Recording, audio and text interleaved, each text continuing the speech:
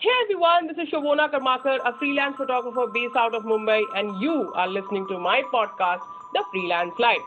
Here I talk about how to go about being a single entrepreneur and run it in the most productive way. I graduated in the year 2013 and shifted to Mumbai as an assistant. But sadly, things didn't work out, and I had to abruptly leave in 2014, leaving me completely clueless about how to go about being a freelancer. My journey is all the way from not having a single brand in my portfolio to few national and international brands and agencies. My motivation is never constant. I lose hope. I get frustrated. I get jealous. I go through everything what a human being is supposed to go through in its lifetime of becoming self dependent. As I lost my job, I was a little cuckoo. No friends, no one to call, or get a vision from, understand what I am going through, or seek advice. In short, loneliness and frustration hit me hard. With a scattered portfolio in hand, a scrapbook to be precise, with random model pictures, close portraits, some random landscape and other knickknacks, I managed to create an online portfolio over Tumblr.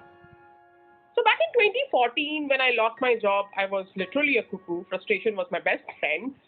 I was very much on Facebook, and I saw these sponsored ads where a lot of brands and agencies are sponsoring the product. So I thought, why not to drop a message over Messenger introducing myself and adding a link to my work. And to be very honest, a ratio of 2 is to 100 is what happened. It means 2 out of 100 people responded to me. I got two commercial assignments, a true initiation of my commercial industry, a fashion brand and a jewelry brand added value to my effort. I was so happy. I was so on the top of my world. Someone suggested me back when I was going too gaga with my Facebook addiction, why don't you use LinkedIn? And I went way too gaga, way too mad over adding people and dropping them a message along with the link. Honestly, well, yes, the response ratio was higher than Facebook, but the conversion ratio was still low. There's a little secret being in this industry is literally the gradation effect. It happens slowly. It becomes denser and denser when you hang on. So a year and a half passed by and I managed to grab something, like literally something than nothing. So a lot of people think being on social media is too much of a taboo, it's too much of social addiction, but it has its own profit. When you are on social media and you're updating your audience with something or the other from your site, from your passion related or service or goods related, people who are related to that, you kind of come across. And I came across my very magician ex-producer. This guy, Naveed, helped me to be a better photographer, a better businesswoman. He helped me to go through how to go about a good commercial shoot, how to basically plan, how to make the money you ask for worth the experience you're giving to your clients while clicking the pictures, and a lot of factors. When you are hanging on, you kind of meet some good people. You kind of meet some people who you have to meet, who are going to change your life, who are going to bring so much of positivity and so much of hope that your passion of being what you want to be just regenerates. And that's important. That's very, very important. So when I was with this producer of mine, I started understanding one thing, that is human psychology. He taught me a lot of things about how to go about with people and how to listen to them in a lot of terms, like a detailed observation about how they talk, the kind of words they choose to negotiate with people, and there are a few red flags. When people start and initiate the entire conversation, when they say that we're gonna give you regular work and they themselves are not sure about it, and they try to trick you, they try to really trick you, giving the fake promise of regular work, is something which you should be very careful about. When people try to tell you that they wish to meet rather than dropping a mail, it says a lot that they don't have anything in concrete.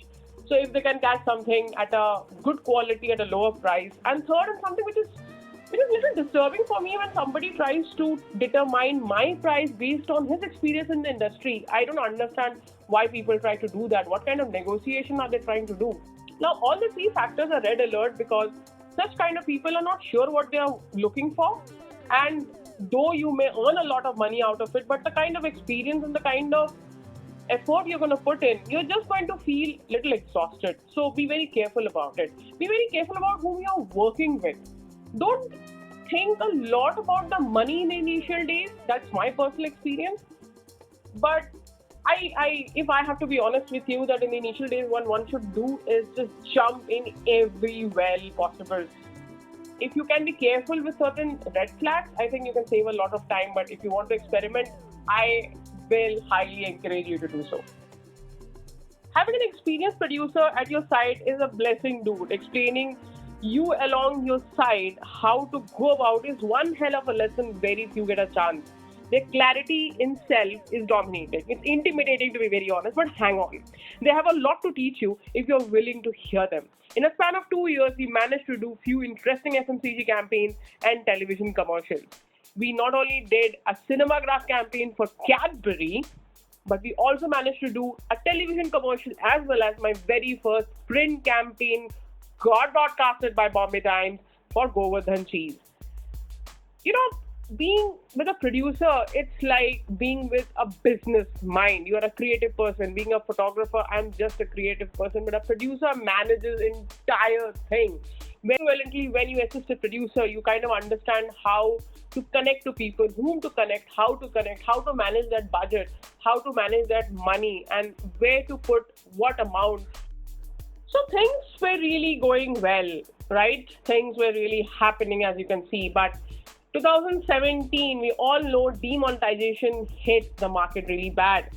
So 2017 to 18 was not exactly a good year, to be honest, because the lack of money in the market led to lack of queries, and lack of queries led to the lack of work. I was not only low, I was depressed. My depression hit me hard. It's important to have a complete knowledge about how to run an entire business, but it's not a good idea to do everything myself. I took a call post my producer suffered a medical crisis that I'm going to produce, I'm going to be the director, I'm going to be the photographer, I'm going to be the stylist, I'm going to do this, I'm going to do that, and I overexhaust myself. Certain project didn't come out well. I felt that, dude, I'm not doing right.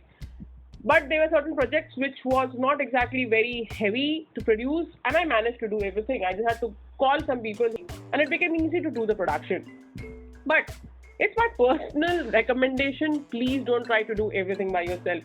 Collaborate with people. There are a lot more perks of collaborating with people than doing everything by yourself. It's 2019 and I managed to work a lot more than what I have done so far in those past years. And because it was a gradual effect, I created a branch of network. I negotiated with people based on what they exactly had to offer me. I understood with whom I should be negotiating and with whom I should not be negotiating. With whom I should be flexible with my terms and conditions, and with whom I should tell them that, dude, this is the way I work. Yes, I'm going literally raw with a lot of clients who are following me on my blog, how exactly I work, but that's how everybody works actually. There's nothing very secret about it. Why you should collaborate with people? There are a lot of reasons. Tentatively, you push yourself to listen to other people more, you push yourself to observe other people more, and you are more patient in your acts and your decision making. The way you talk kind of changes, and your brain, because it has suffered with that vacuum phase where there was no work, now actually values the importance of people around it.